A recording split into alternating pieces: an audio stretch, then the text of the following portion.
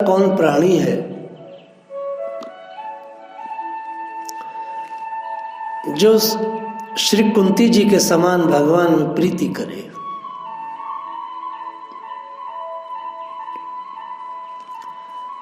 जिस विपत्ति से सभी लोग दूर भागते हैं,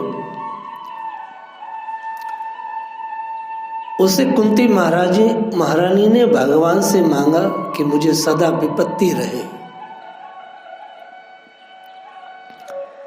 जिसमें आपका दर्शन होता रहे। हे लालन, हे गोविंद, हे लाडले, मैं सदा तुम्हारे मुखारविंद का दर्शन चाहती हूँ। बिना दर्शनों के हृदय में शूल लगने के समान दुख होता है। या तो आप निकट रहकर सदा दर्शन दीजिए, नहीं तो विपत्ति रूप वनवास ही दीजिए। ऐसी प्रीति भगवान से कौन कर सकता है भाई? ना तो ये बात प्रहलाद जी ने कही, ना ध्रुव जी ने कही, ना तो अमरीश ने कही। कुंती जैसा वरदान तो संसार में कोई मांग ही नहीं सकता। अरे कौन मांगे भाई विपत्ति? लेकिन कुंती जी ने विपत्ति को मांगा।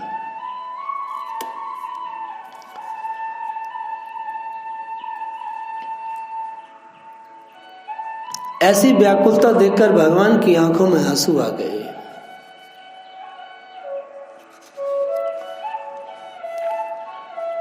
भगवान को द्वारका प्रस्थान करते हुए श्री कृष्ण को फिर घर को ही लौटा लाई। ये कुंती महारानी की भक्ति है और यह चरित्र श्रीमद् भागवत में विस्तार से वर्णित है। श्री कृष्ण ही कुंती के तन, धन और प्राण थे। भूमि का भार उतारकर भगवान को निज धाम को चले गए। यह सुनते ही उनके वियोग में कुंती जी ने थोड़ा भी नहीं रहा गया। तुरंत शरीर छूट गया, वह भी भगवत धाम चली गई। धन्य है, यही सच्चा प्रेम पण है। अर्जुन ने जैसी माता जी से कहा, जब अर्जुन गए थे कि मैया भगवान चले गए, हमें धोखा देके चले गए, तो ऐसा सुना और वहीं के वहीं गिर गई। जैसे दशरथ जी एकदम से पता चला, सुमंत ने कहा कि राम नहीं आए, तो बस राम जपू छोड़ दिया थे।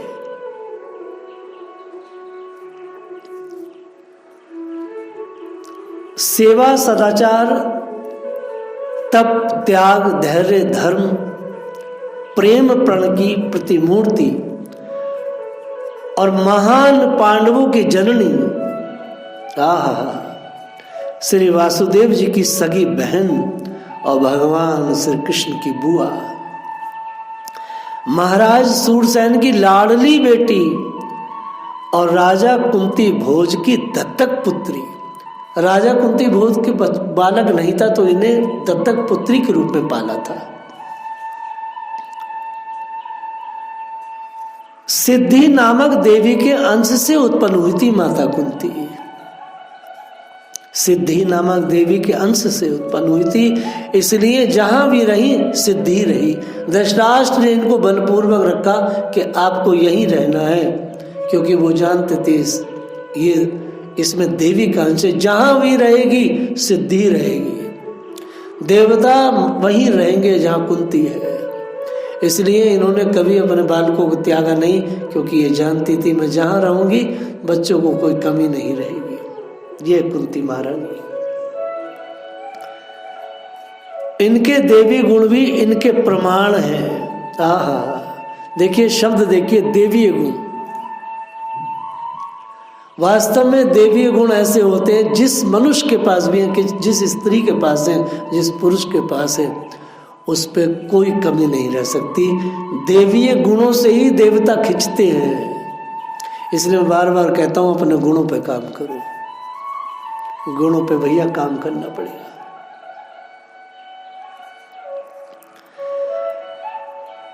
समस्त सद्गुण बाल्यावस्था में इनमें पंजीभूत थे। महारानी कुंती के गुणों का हम लोग वर्णन कर रहे हैं। महर्षि दुर्वासा जैसे विकट तपस्वी को इन्होंने सेवा से संतुष्ट किया था। बाल्यकाल में बच्ची थी जब छोटी सी, पिता के घर पर ही इन्होंने ऋषि को संतुष्ट कर दिया था अपनी सेवा से। जब ऋषिराज को इनकी सेवा में ढूंढने पर भी कोई त्रुटि नहीं मिली तो वे परम प्रसन्न होकर मन भावता वर मांगने को कहे। परंतु सर्वथा निष्काम हृदय कुंती माता ने ऋषि की प्रसन्नता को ही परम लाभ मानकर कोई वर नहीं मांगा, कुछ नहीं कहा उन्होंने। बोले नहीं महाराज, मेरा तो वर यही है कि आप मुझसे मेरी सेवाओं से प्रसन्न हैं, आप प्रसन्न हो गए, बस मेरे लिए वर से कम नहीं है। और ये छोटी सी बालिका थी। एक बच्ची के अंदर इतना ऐसा गुण कहते हैं कि पूत के पांव पालने में दिखाई देते हैं कि क्या करेगा। तो महारानी कुंती, इसलिए कहता हूं भक्त कोई क्रम विकास नहीं है, भक्त तो माँ के कोख से जन्मते हैं। ये नहीं साहब धीरे धीरे गुरुजी हमारे अंदर गुण आ जाएंगे। अरे धीरे धीरे कुछ नहीं आएंगे, गुरु को ही दीमक की तरह तुम लोग खा जाओगे भैया, कोई गुण नहीं आएंगे।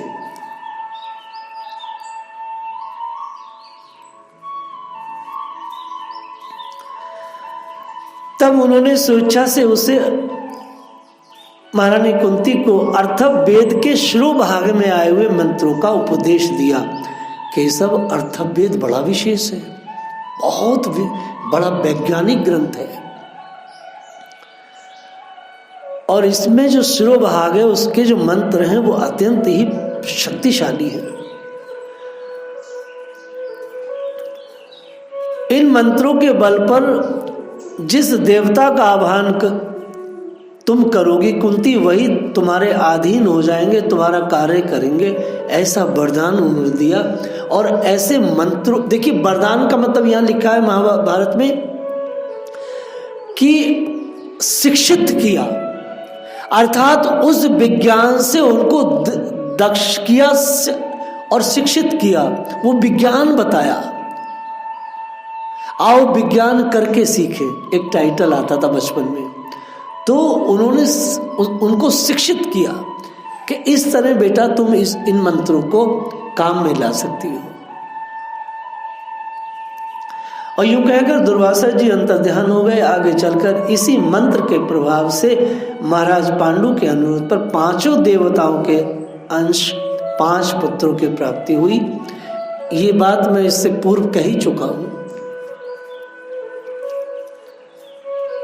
महाराज पांडु के स्वर्गवास तथा उनके साथ माद्री जो उनकी दूसरी पत्नी थी सती हो जाने पर कुंती का जीवन कष्टों की कसौटी पर बन गया। धृतराष्ट्र की कुटिलता और दुर्योधन की दुर्नीति के कारण इन्हें पग पग पर विपत्तियों से संघर्ष करना पड़ा।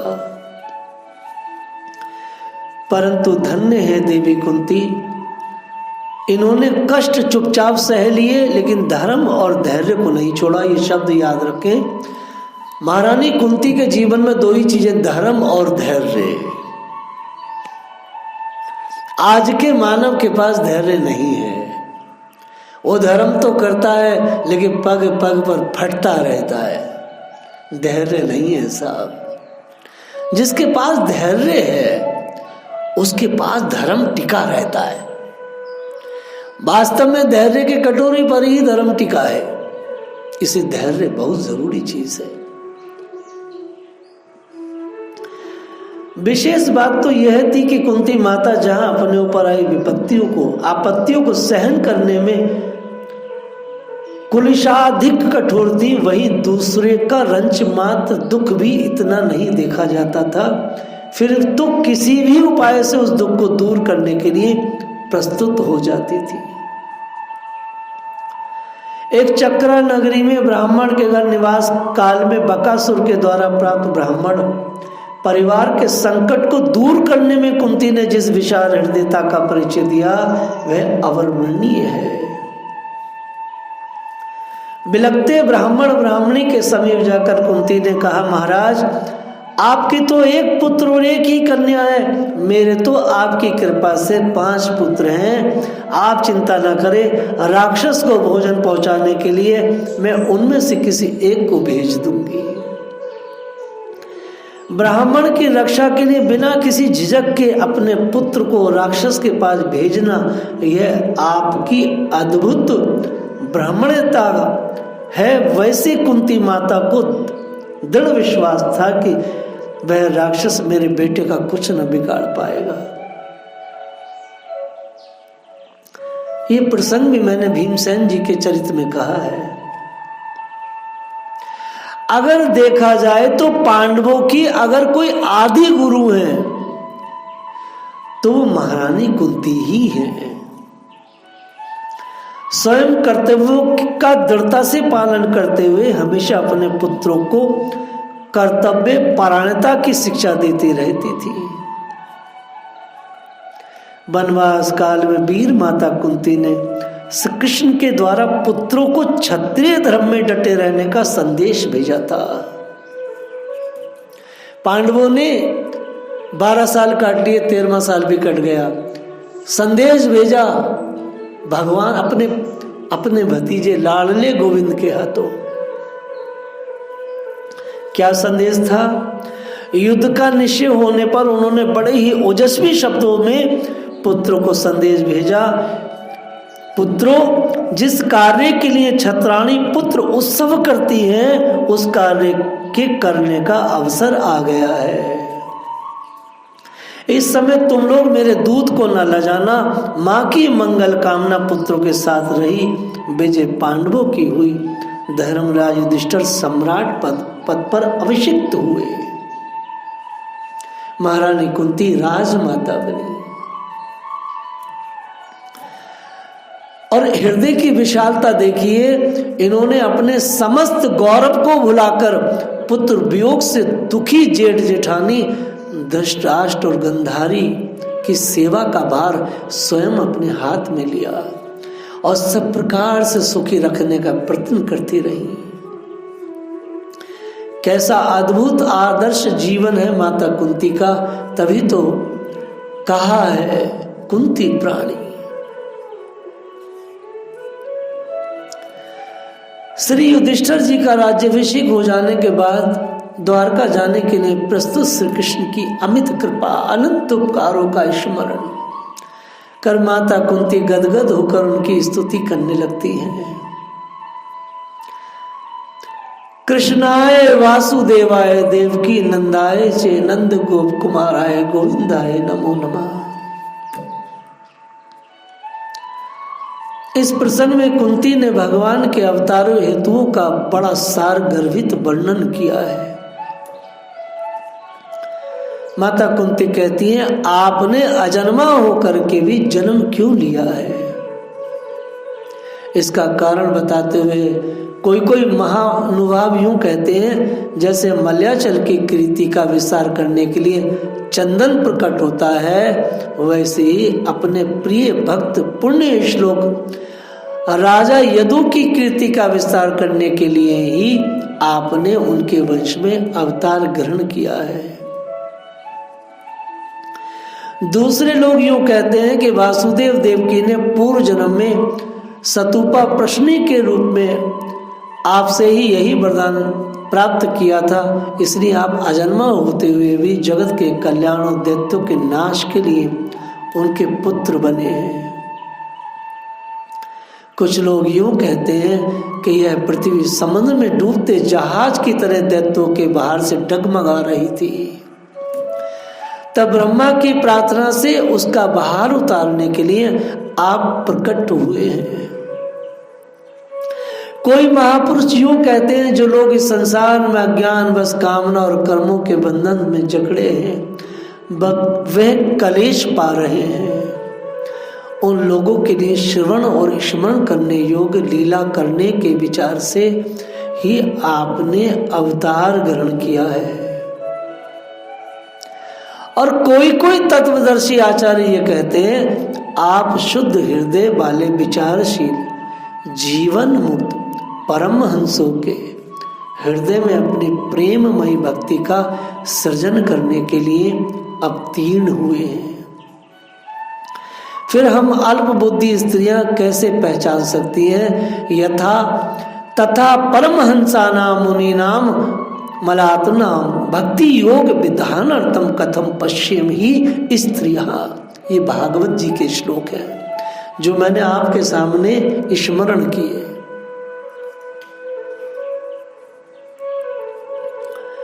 वास्तव में जो सबसे बड़ी बात है, भगवान देखिए तत्वदर्शी आचार्य क्या कहते हैं। तत्वदर्शी आचार्य कहते विचारशील जीवन मुक्त परमहंस शुद्ध हृदय प्रेममयी भक्ति, इन सबके लिए भगवान आते हैं। और हम जिस बात पर बल बार बार आप लोगों के बीच में प्रस्तुत करते हैं वो बस यही है, क्योंकि यह सांख्य योग है।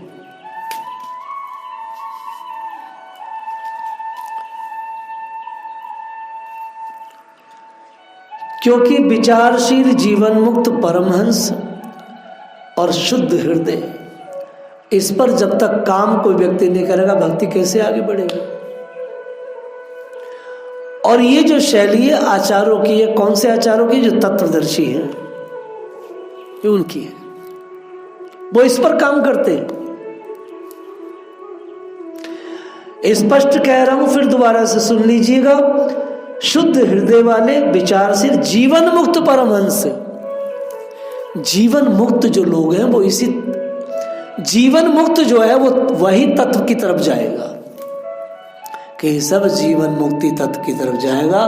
कर्जे वाला आदमी, मोह वाला आदमी, यहाँ महामुँह मानने वाला आदमी इस तरह की बात नहीं करेगा, क्योंकि तत्व वहां रुकेगा ही नहीं, वो तत्पर जाएगा ही नहीं। वो कहता भगवान को भोग लगो का भैया, 56 भोग है गए का भैया, चलो नाच ले कछु गा ले, वो तत्व की बात करेगा कौन?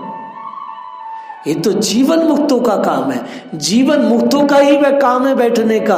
जीवन मुक्तों का काम ही है भगवान को धारण करने का। और ये जो पथ है कि सब जिस पथ की मैं लगातार 300 साल से प्रचार प्रसार कर रहा हूँ, ये जीवन मुक्तों की चीज है। ये जो ग्रस्त है ना, जो करोड़ों कामनाओं से त्रस्त और ग्रस्त है, ये मेरा मत उनकी छाती में न जाएगा। अकारण करुणा वारुण ने श्री कृष्ण कुंती के निर्मल हृदय के भाव भरे उद्गारों का सुनकर अत्यंत प्रसन्न होकर बोले, बुआ जी आप आज्ञा करें, मैं आपका कौन सा प्रिय कार्य करूं। भक्त वांछा कल्पतरु भगवान के इस परमो उदार पूर्ण आश्वासन ने ब्रह्मादिक देवताओं को असमंजस में डाल दिया। सारे देवता डर गए कि भगवान तो कुंती माता के मोह पास में फंस जाएंगे, तो आगे काम कौन करेगा। क्योंकि ठाकुर जी के पास तो मात्र 125 साल है काम करने के। अगर ये यही इस लीला में अटक गए तो आगे की सर्विस कौन करेगा। ये बात है। वो एकदम से घबरा गए, असमंजस में पड़ गए, मन ही मन विचार करने लगे कि जीवन भर विपत्तियों से झकझोरी गई कुंती आज इस अवसर पर न जाने किस लोक की सुख संपदा मांगेगी। देखिए ब्रह्मादि आदि देवता कितने स्वार्थी हैं। उन्होंने विचार किया सारी धरती तो इसकी हो गई है आज, इसके पुत्रों की, अब पता ना कोई और लोग न मांग ले। हे भगवान, स्वार्थी लोगों की यही स्थिति रहती है। मुझे याद है तुम्हारे निष्काम विचार भावनाएं थी, किसी स्त्री ने तुम पर आक्षेप लगा दिया कि तुम उसके पति को उड़ा रही हो। बताओ, यही स्थिति है। ये जो मन की कुटिलताएं हैं, जो कामनाएं हैं, वासनाएं हैं, ये दूसरों को भी वैसा ही देखने पे मजबूर कर देती है कि सब ऐसी पवित्र आत्मा के प्रति ऐसा आक्षेप। राम राम राम राम नाम लेना व्यासपीठ पे ठीक ना भैया। सबको अपने अपने लोगों की पड़ गई, परंतु धन्य है कुंती माता। इन्होंने तो अमरों को भी आश्चर्य में डाल दिया। अपनी लोकोत्तर मांग को प्रस्तुत करके कुंती ने कहा, कृष्ण मैं जो मांगूंगी वह तुम दे सकोगे। महादानी ने सबको सुनाते हुए अपना वृद्ध बखाना, मोरे नहीं दिए अधय कछु तो ही।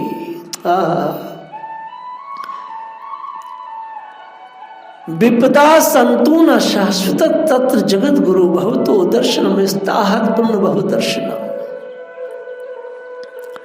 हे जगत गुरु, हमारे जीवन में सर्वदा पद पद पर विपत्ति आती रहे, क्योंकि विपत्तियों में निश्चित रूप से आपके दर्शन हुआ करते हैं। आपके दर्शन हो जाने पर फिर जन्म मृत्यु के चक्कर में नहीं आना पड़ता। हे जगत गुरु, मुझे तो यही वरदान दे। विपत्ति की विशेष महिमा का वर्णन कुंती जी सुख संपत्ति से होने वाली हानि को का निरूपण करती हुई कहती है, ऊंचे कुल में जन्म, ऐश्वर्य, विद्या, संपत्ति के कारण जिसका अभिमान बढ़ रहा है, वह मनुष्य तो आपका नाम भी नहीं ले सकता है,